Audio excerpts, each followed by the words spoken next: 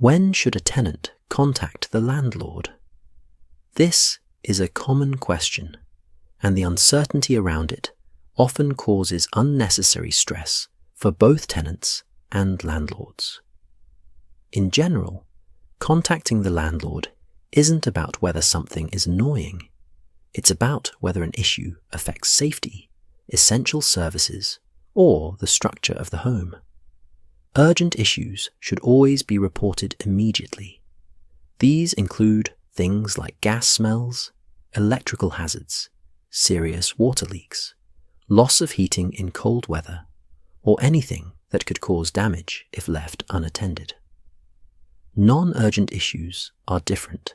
A dripping tap, a loose handle, or unclear heating controls are usually not emergencies.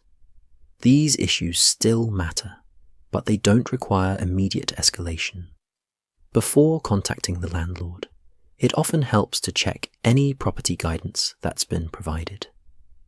Many common questions, especially around heating, appliances, or smart devices, can be resolved with clear instructions. If an issue isn't covered in the guidance, or if checking doesn't resolve it, contacting the landlord is appropriate. Clear descriptions and relevant details help issues get resolved more quickly. It's also important to remember that responsibility is usually about cause, not inconvenience.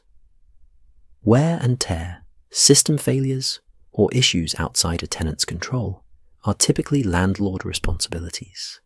When tenants know when to escalate and landlords know what information to expect, communication becomes calmer and more effective for everyone.